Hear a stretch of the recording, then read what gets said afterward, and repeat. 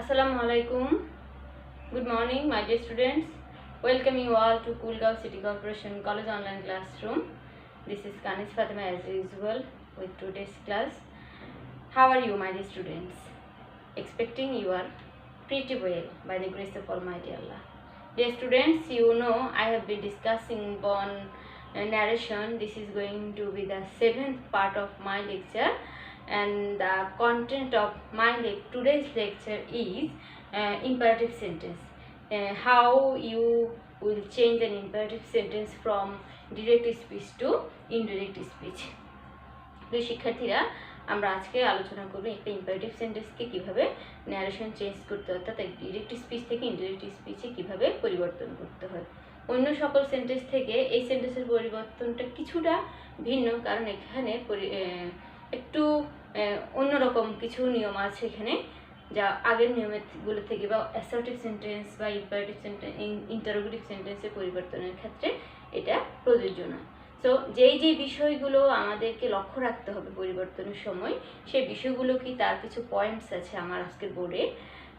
তার আগে আমাকে বুঝতে হবে যে কোন সেন্টেন্সটা imperative sentence, the structure of an imperative sentence. Usually an imperative sentence starts with a verb. If it is negative imperative, then it starts with don't plus verb. And sometimes you may find the word addressed, addressing word পেতে পারো, যেটাকে vocative case বলা হয়ে থাকে, যাকে সম্বোধন করা হচ্ছে, যাকে উদ্দেশ্য করে ইউটা যে, তাকে সাধারণত কখনো কখনো তুমি স্পিচের ভিতরে অ্যাড্রেসড অবস্থায় পেতে পারো। তখন তুমি ধরে নেবে যে ওটাই হচ্ছে তোমার কি লিসেনার, তার সঙ্গে তুমি কথা বলছো। সো দেখো আমাদের কি ধরনের জায়গায় পরিবর্তন করতে হবে, কোন কোন পয়েন্টে পরিবর্তন আনতে হবে। ইনডাইরেক্ট স্পিচে যখন তুমি পরিবর্তন করবে তখন সাধারণত no connector is used, usually no connector is used. কোনো কানেক্টর এখানে কি করা হয় না, ব্যবহৃত হয় না। Sentence is transformed into simple one. Sentence সাধারণত ওই দ্যাট বা ইফ এভাবে যুক্ত না হয়ে সরাসরি একটা সিম্পল সেন্টেন্সে রূপান্তর, অর্থাৎ তোমার রিপোর্টিং ভাবযুক্ত যে ক্লজ আছে এবং রিপোর্টেড স্পিচ আছে, এই দুটো একত্রিত হয়ে একটা সিম্পল সেন্টেন্সে রূপান্তরিত হয়ে যায়। কিভাবে? ওই দ্যাটের বদলে টু যুক্ত করে, সেটা আমরা কালক্রমে জানবো। That is used as connector if the sentence begins with let. যদি সেন্টেন্স, ওই ইম্পারেটিভ সেন্টেন্সটা লেট এই ভাব দিয়ে শুরু হয়, সেই ক্ষেত্রে কিন্তু আমাকে দ্যাট বসাতে হবে কানেক্টর হিসেবে। Reporting verb is change, reporting ভার্বে চেঞ্জ করতে হয়, যেটা সেইট থাকে, সেই সেইট তোমার অনুজ্ঞা, ইম্পারেটিভ এক্সপ্রেশন বুঝে, অর্থাৎ অনুজ্ঞা ভাব বুঝে এই ভাবটার পরিবর্তন করতে হয়। The person addressed is sometimes found in the reported speech, যেটা বলেছিলাম যে রিপোর্টেড স্পিচের ভিতরে কখনো কখনো তুমি যার সঙ্গে কথা বলছো তার পরিচয় বা তাকে পেতে পারো। তখন then use it as object of person spoken to, তখন তুমি এটাকে কি করবে, অবজেক্ট বা তোমার যার সঙ্গে কথা বলছো সেই হিসেবে তুমি এটাকে ব্যবহার করবে। তাহলে দেখো ইনডাইরেক্ট স্পিচে গিয়ে তার স্ট্রাকচার কি দাঁড়াচ্ছে, একটা সাবজেক্ট রিপোর্টিং ভার্বের দ্যাট আছে, দ্যাটের বদলে টু দিলাম, টু এর পরে যে ভার্বটা দিয়ে বাক্যটা শুরু হয় স্পিচের ভিতরে, সেই ভার্বটাকে বসিয়ে দিও, বাকিটুকু হুবহু থেকে যাবে। অর্থাৎ স্ট্রাকচার হচ্ছে subject plus reporting verb plus to plus verb. তাহলে দেখো আমরা কয়েকটা উদাহরণ লক্ষ্য করি, তাহলে বিষয়টা আরো ক্লিয়ার হবে। প্রথম উদাহরণ আছে, please give me your English grammar book said Fahim to Arman. তাহলে দেখো আমার এখানে বক্তা হচ্ছে ফাহিম, আর আরমান এখানে প্লিজ এই শব্দটা দ্বারা রিকোয়েস্ট বুঝাচ্ছে, তাই আমার ওই যে সেইড আছে, এই সেইড রিপোর্টিং ভার্বটা পরিবর্তিত হয়ে কি হয়ে যায়, রিকোয়েস্টেড হয়ে যায়। ফাহিম রিকোয়েস্টেড আরমান, তারপরে কি করতে বলেছি, দ্যাট না বসিয়ে টু বসাতে হয়েছে, আমি টু দিলাম, এবং পরে যে ভার্বটা স্টার্ট হয়েছে যে ভার্ব দিয়ে, সে ভার্ব বসালাম, টু গিভ। এই পর্যন্ত আমাদের নতুন। Fahim requested Arman to give him, এই যে হিম এসেছে, হিমটা হচ্ছে আমার, দেখো মি ফার্স্ট পারসন পরিবর্তিত হবে কার মতো করে, সাবজেক্টের মতো করে। তাহলে সাবজেক্ট হচ্ছে ফাহিম, ফাহিমের প্রোনাউন হবে হি, বাট এখানে মি আছে অবজেক্ট রূপে, তাই আমি কি করলাম, হিকে হিম করলাম। হিজ ইংলিশ গ্রামার বুক। এবার দেখো ইওর, ইওর হচ্ছে সেকেন্ড পারসন, সেকেন্ড পারসন পরিবর্তিত হবে অবজেক্ট অনুসারে। অবজেক্ট হচ্ছে কে আরমান, তাহলে আরমানের প্রোনাউন হচ্ছে কি হি, যেহেতু ইউর বলেছে তাহলে পসেসিভ রূপে গিয়ে সেটা কি হয়ে যায় হিজ, তাহলে আমি দিলাম হিজ, এবং যেহেতু দুটোই same types of pronoun, so আমি ব্রেকেটের মধ্যে কি লিখলাম a first letter for Fahim and A for Arman, এভাবে লিখে দিলাম। সেকেন্ড উদাহরণটা লক্ষ্য করো, porter you go now, sorry go home now, said the mistress of the house লাফিং। তুমি লক্ষ্য করো এই যে বাইরের অংশটুকুতে অতিরিক্ত কথা আছে, এই অতিরিক্ত কথাগুলো হুবহু বসে যাবে, এখানে কোনো পরিবর্তন আনবে না।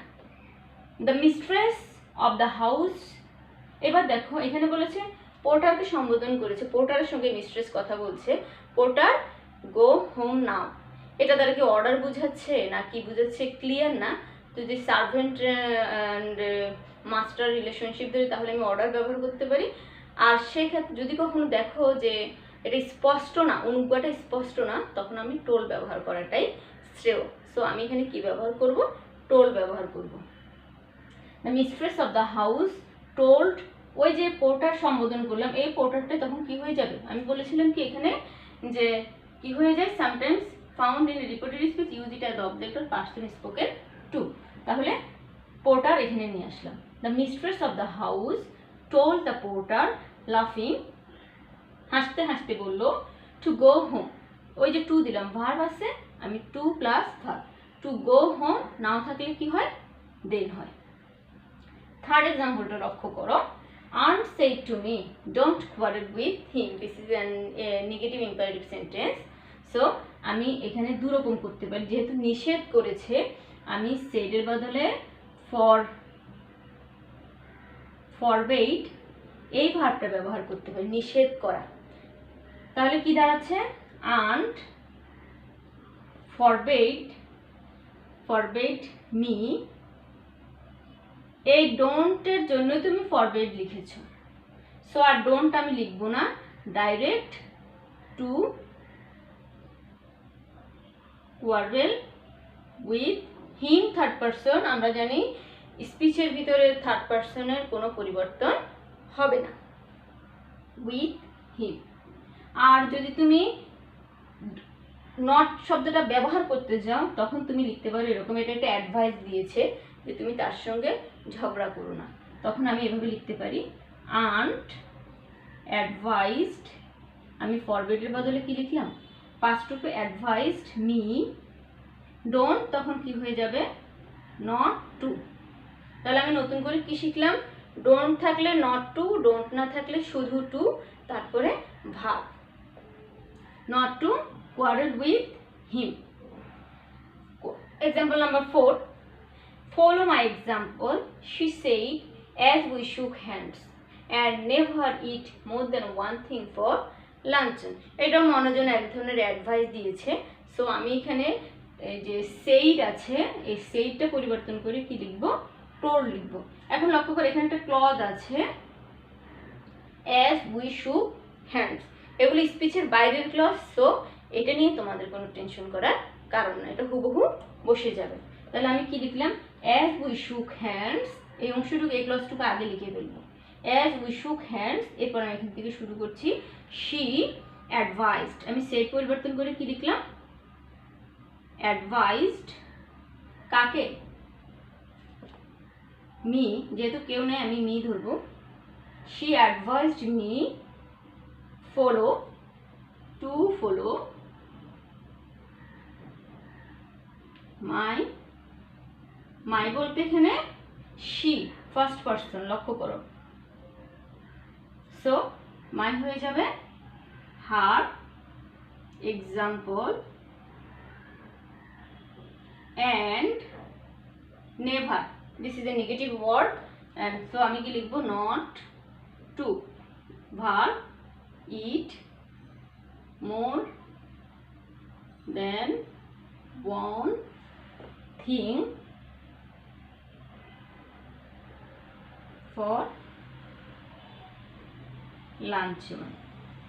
Next উদাহরণ, oh let me see how I can help you, said the caliph to the woman. এখানে দেখো আমার লেট দিয়ে শুরু হয়েছে, যেটা আমি এখানে নিয়ম দিয়েছি, লেট দিয়ে শুরু হয়েছে। Oh let me see how I can help you. So আমার ইম্পারেটিভ বাক্যাংশ হচ্ছে এটুকু, লেট মি সি। আর এই অংশটুকু যেটা আছে how I can help you, এটা হচ্ছে একটা অ্যাসার্টিভ ক্লজ, অ্যাসার্টিভ সেন্টেন্সের ক্লজ। তাহলে আমি এখানে যেহেতু লেট দিয়ে শুরু হয়েছে, তখন একটা নিয়ম বলছে যে তখন তুমি ভাব না বোঝাচ্ছে না, ভার্ব সেইডের বদলে প্রপোজড বা সাজেস্টেড এই শব্দটা লিখতে পারো, আর না হলে সরাসরি সেইডও লিখতে পারো যদি তোমার প্রস্তাব না বুঝে। এখানে ঠিক প্রস্তাব নয়, এখানে জাস্ট বলেছে আমাকে দাও, আমি একটু কীভাবে তোমাকে আমি সাহায্য দেখি তোমাকে কীভাবে সাহায্য করতে পারি। তাহলে আমি কি লিখবো, দ্য ক্যালিফ টোল্ড, এখানে যেহেতু প্রপোজাল বুঝাচ্ছে না তাই আমি টোল্ড লিখবো। Caliph told the women that, let থাকলে অবশ্যই দ্যাট দিয়ে কানেক্ট করতে হবে। এই যে লেট মি, এটা তখন কি লিখতে হয়, মিটা তাহলে কে, খলিফ, তাহলে he mite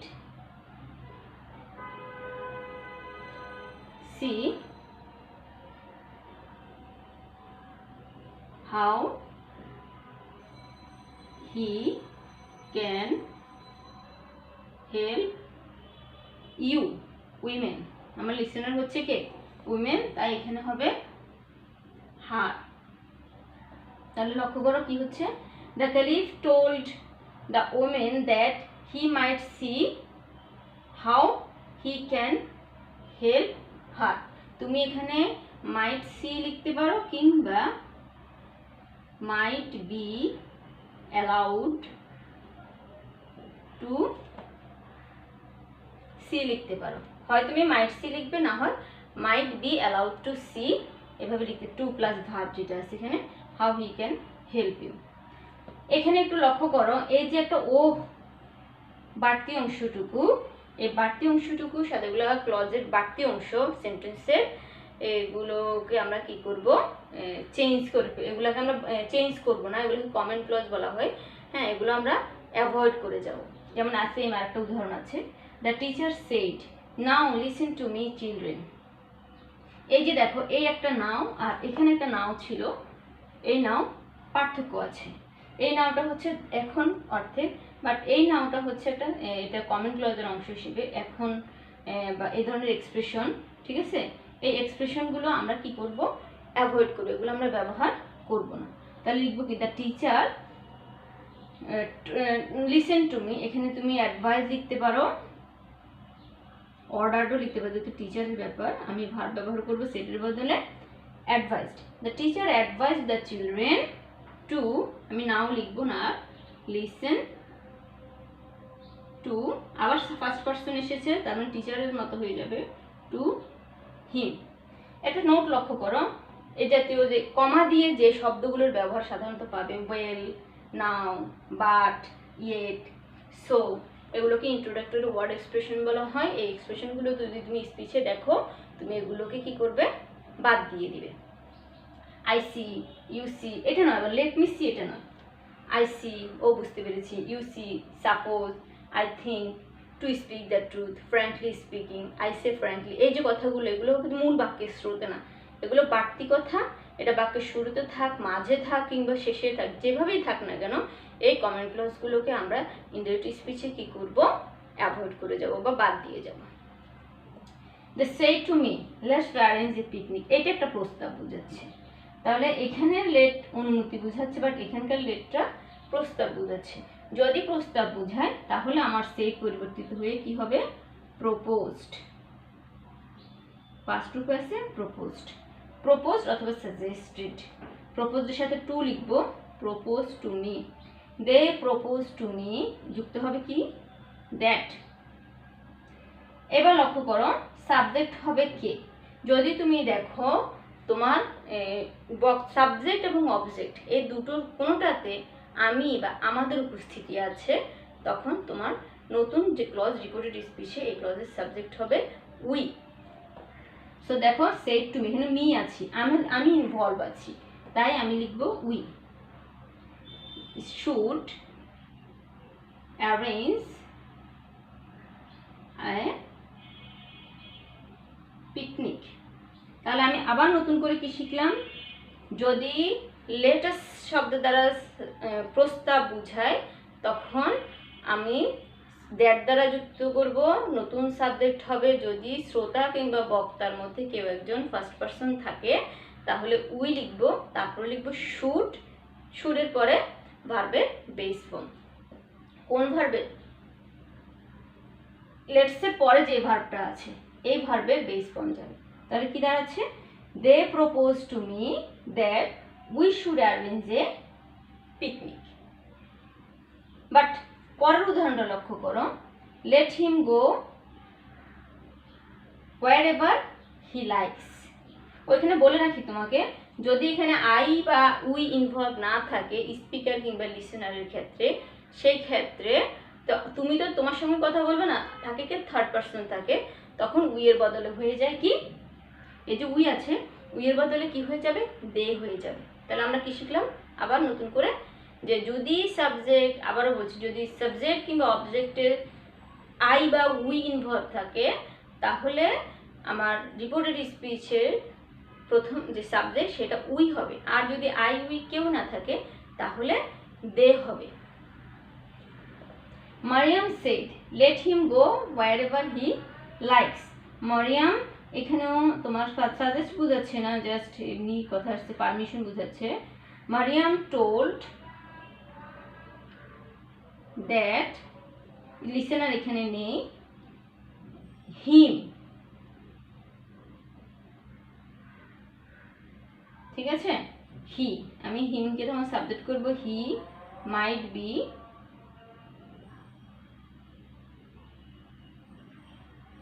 allowed to go wherever he likes।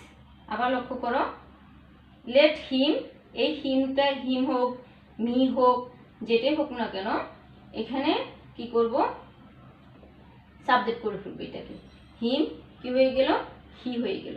হি লেটের জন্য কি লিখবো, মাইট বি অ্যালাউড, তারপরে টু আর ভার্বটা হুবহু বসে যাবে। তাহলে আবার মনে করো, লেটের জন্য মাইট বি অ্যালাউড, হিমের জন্য হি, হিম সাবজেক্ট হয়ে গেল, he, let might be allowed, তারপর নিয়ম অনুসারে টু, তারপরে যে ভার্ব আছে verb go wherever he likes, he third person আছে, কোনো পরিবর্তন করিনি।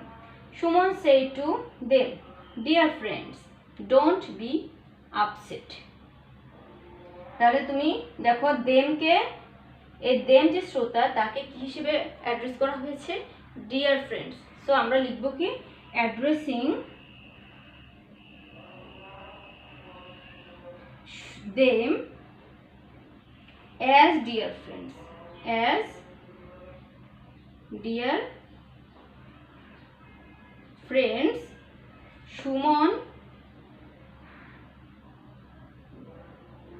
সুমন কি করেছে, অ্যাডভাইস করেছে কি করার জন্য, আপসেট না হতে, অ্যাডভাইস করেছে কি করতে, আপসেট না। তাহলে আমার এখানে সেট পরিবর্তন হয়ে কি হবে, অ্যাডভাইসড,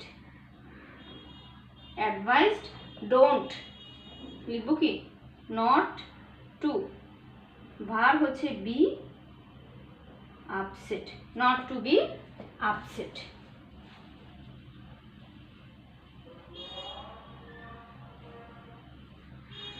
পরের উদাহরণটা দেখো, the teacher said to the students, let's tell the headmaster to arrange a debate competition. The teacher said to the students, let's tell the headmaster to arrange a debate competition. এটা একটা প্রস্তাব দিয়েছে এবং তুমি লক্ষ্য করো টিচার থার্ড পারসন, লিসেনারও third person. So আমার এখানে লেটস এর আস যেটা উই, এটা হয়ে যাবে দে। তাহলে আমার বাক্যটা এরকম হয়, the teacher proposed, suggested ও লিখতে পারো, to the students that, দেখো teacher students third person, so আমরা সাবজেক্ট বানাবো দে শুড